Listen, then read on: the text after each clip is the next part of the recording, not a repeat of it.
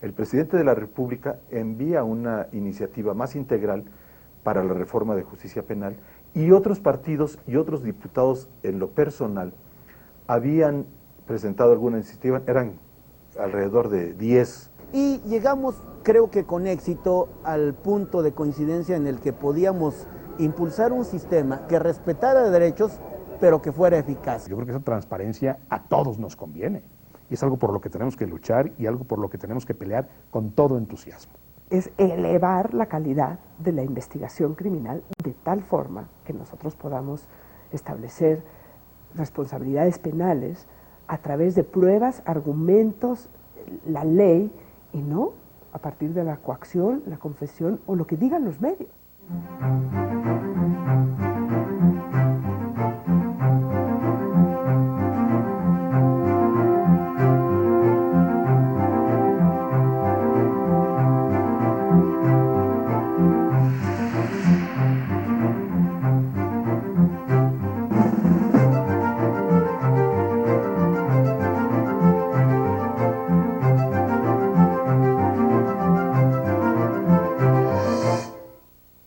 La situación de desastre de la impartición de justicia requería desde hace muchos años una reforma constitucional y reformas a la legislación secundaria, tanto la federal como las locales. Se hicieron muchos intentos que solo fructificaron hasta el año 2007, en donde una iniciativa presidencial enriquecida por aportaciones de las fracciones parlamentarias en la Cámara de Diputados, consiguieron el propósito de corregir una situación que cada día era más gravosa, más insoportable. La discusión fue intensa en las cámaras. Una primera minuta fue aprobada en la Cámara de Diputados, fue a la Cámara de Senadores, volvió a la Cámara de Diputados. Un grupo de trabajo había conseguido un acuerdo fundamental que aligeró la discusión en el Pleno, y así se consiguió en 2008 la reforma constitucional en materia penal, que establece un nuevo modo de impartir justicia, que le concede un papel menos protagónico, menos significativo al Ministerio Público, que exige una nueva actitud de la Defensoría y que reforma también el sistema de ejecución de penas, el sistema penitenciario.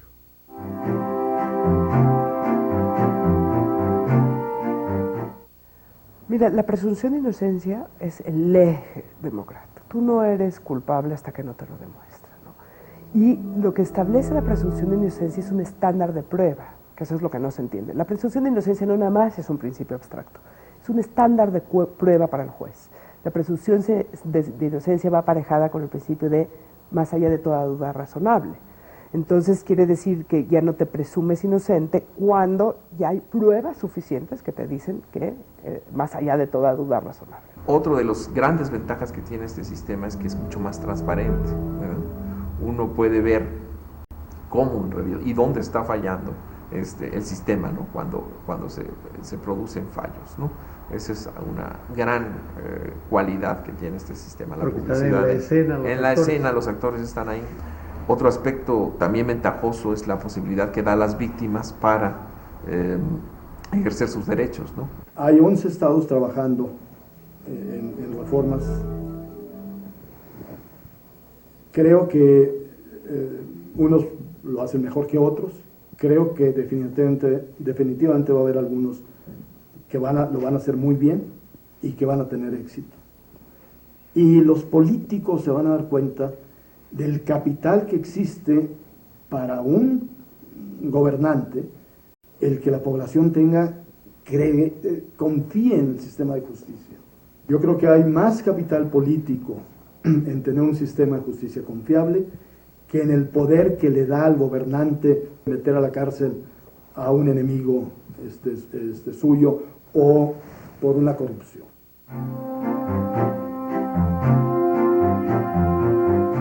Desde el 2006, si usted recuerda, maestro, que las campañas políticas de los candidatos a presidente de la República ya hablaban de una reforma de justicia penal. El señor presidente Felipe Calderón lo tenía como tema también importante en su campaña y lo tuvo en el plan de trabajo de su sexenio. Entonces se presentaban iniciativas de reforma a un sistema, pero de un modo poco integral. En el 2004 hubo una iniciativa poco más agresiva y más completa del presidente Fox, que se quedó sin avanzar en el poder legislativo. Después, la sociedad civil participó de una manera importante y por medio de actores que actualmente todavía están trabajando en favor de los juicios orales, que les llaman ellos, participaron ante las cámaras de senadores y la Cámara de Diputados con asesorías concretas y proyectos y programas concretos. El detonante fue la iniciativa que presentó el Ejecutivo para el tema de seguridad. En esa vez, bueno, venían como medidas muy de mano dura, ¿no? O sea, el arraigo, tenías un montón de créditos, más créditos al Ministerio Público, lo cual, en el contexto en el que se estaba enfrentando el Estado y en el contexto en el que estaba el discurso público en ese momento, pues hacía como pensar que esto era lo urgente y que podíamos relegar absolutamente el tema de la procuración de justicia y de la impartición de justicia. En ese contexto, el presidente dijo se va a armar una comisión para estudiar a ver si van a proceder o no los juicios orales. Ahí creo que fue mucho la sociedad civil que dijo no. O sea, si vamos a tener un conjunto de medidas mucho más duras y un poder, una policía y un ministerio público con más poder, sí necesitamos un sistema de fiscalización más fuerte y un juicio con otras características.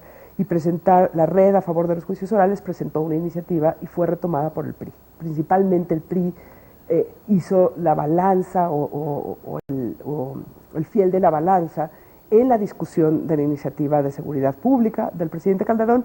Y lo interesante que es una iniciativa, lo que salió es como dos espíritus, ¿no? O sea, por un lado tienes esta cosa más democrática y el debido proceso y la presunción de inocencia, etcétera, etcétera, y por otro lado tienes el arraigo y poderes excepcionales para delincuencia organizada y tal, ¿no? La batalla la tenemos ganada.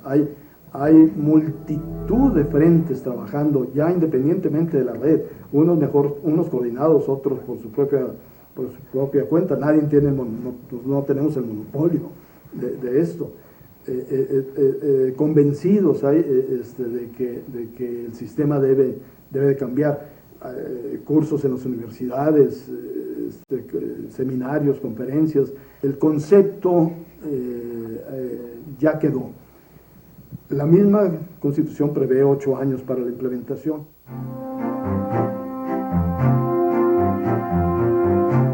Creo que a nadie le costó trabajo detectar cuáles eran los asuntos de la agenda ciudadana, más allá de cómo se frasea en todas partes, en los medios de comunicación, en las conversaciones cotidianas, se advertía, y creo que se advierte hoy mismo, una urgente necesidad de hacerle frente a los problemas de seguridad y justicia que están asociados. Son, diríamos, dos eslabones de una misma cadena, la seguridad de un mismo asunto. Complejo, por supuesto, difícil.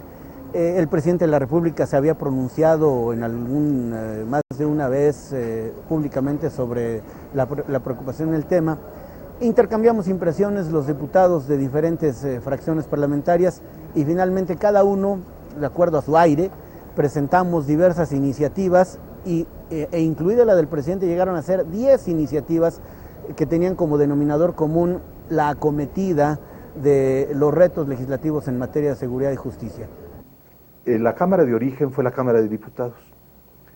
Ahí los 3 partidos que tenían mayoría en esa época, que eran el Partido Acción Nacional, el Revolucionario Institucional y la Revolución Democrática, comisionaron a un diputado por cada fracción para que entre ellos dialogaran, discutieran, hablaran y comenzaran a trabajar sobre el particular. Pero hubo algo también que me parece inteligente, una comunicación con la Cámara de Senadores, donde hicieron lo mismo de las tres facciones y comisionaron un senador o dos por cada una de estas fracciones de las mismas de la Cámara de Diputados, y yo era uno de los representantes de la fracción a la que pertenecía, y nos encerrábamos por horas. Se aprobó, ahí sí con discusiones más ácidas, o podríamos decir, porque había diputados con un punto de vista particular que no estuvieron en las pláticas previas donde habíamos logrado el consenso en términos generales. Construimos una reforma que modificó 10 artículos de la Constitución.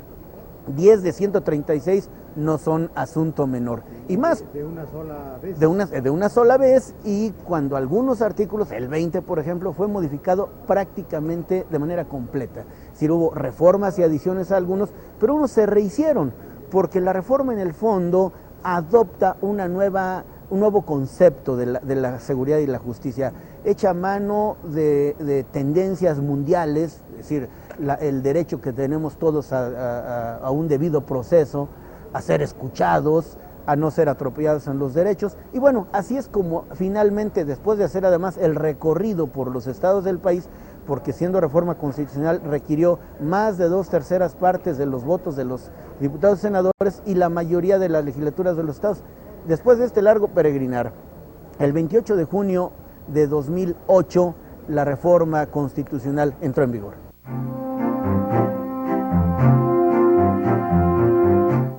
Yo quisiera primero decir cuáles son las características, ¿verdad?, o los principios de la reforma que tiene el sistema adversarial. Coloquialmente se le conoce como juicios orales, pero ese es uno de los principios, o sea, la verbalidad. Ahora los juicios serán no por medio escrito, sino por medio oral, por medio verbal, donde se estará grabando tanto la voz como la imagen de todo el procedimiento que se suscite en el juzgado. Pero también existen otros principios que son muy importantes. Por ejemplo, la inmediatez. La inmediatez significa que el juez debe de estar presente en todas las audiencias. Otro principio es de concentración. En una sola audiencia se debe de llevar todo el juicio. O sea, tiene que prepararse desde antes. Y en una sola audiencia tiene que desahogar. Por algunas circunstancias puede alargarse no más de 2 días, estoy casi seguro. Pero el principio de concentración también es importante.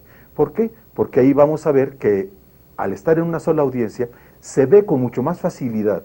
El juez tiene una óptica mejor para ver cómo se desarrolla en una sola audiencia los testigos, la prueba pericial, la declaración de la víctima, la declaración de todos los que estén involucrados. Y un principio que es también trascendental es la publicidad. Es decir, las audiencias son públicas. ¿Cómo puede haber un sistema procesal público? ¿Cómo puede haber un juicio público si las cosas se tramitan por escrito, ¿no? Esto es contrario a la publicidad, precisamente. Es decir, uno puede ir, hoy por hoy, puede uno ir a una rejilla de prácticas y observar una audiencia, pero en realidad no son públicas porque la metodología que se usa para integrar el caso, ¿no?, es una metodología escrita, ¿verdad? Ese es el gran problema que existe. El observador que esté en la rejilla de prácticas no conoce lo que está pasando en el papel, ¿verdad? O bueno, yo como público en general, como persona interesada en el sistema de justicia, tampoco entendería nada. La publicidad, la oralidad, también es una metodología que permite la contradicción, ¿no? Porque como decíamos hace un rato, ¿cómo puedo interrogar actas? ¿No? Eso no es posible hacerlo si no se usa una metodología en la que estén presentes las partes, ¿no? Y en las que la metodología de actuación sea precisamente la oralidad, ¿no? Este aspecto de oralidad se ha apreciado ya y se aplica en otros campos de derecho. El mismo Nuevo León lo introdujo, por ejemplo, para todo el sistema de juicios sobre arrendamientos. Y ha resultado un éxito impresionante, porque de procesos que tardaban Años. ahora pues presentas el contrato, los recibos, el cheque no cubierto, etcétera, y en 15 días, 3 días, se obtiene la sentencia. ¿Por qué? Porque hay una vivencia directa de los documentos y una posibilidad de una inmediación con esos documentos de dictar una sentencia muy rápido. Aquí no hay jurado, encabeza las audiencias un juez, que es por cierto el mismo que al final dicta la sentencia. La oralidad, además de generar transparencia, porque nada vale, nada tiene importancia jurídica si no se ventiló públicamente. Y se registra por medios audiovisuales y se tiene acceso a él en todo momento y en todo tiempo, hasta las personas, nosotros como ciudadanos, salvo que algunos delitos por su naturaleza, no sé, una violación, trata de personas, haga pues no solo ilegal sino inmoral el acceso a ese tipo de asuntos. Pero fuera de ello, además, es importante que el juez aquilate, sin intermediarios, cómo reaccionó una persona frente a tal o cual cosa, a partir de la afirmación que nada sustituye al juez, que puede allí mismo interrogar a un policía que presentó un reporte porque fue el primero en llegar al lugar de los hechos, interrogar a un perito, y que no lo haga el personal de actuaciones, el escribano, el amanuense, el actuario, el notificador, el meritorio, que a veces ni nombramientos tienen. Y claro, él no aparece nunca en la causa penal, aparece el juez, el secretario que da fe.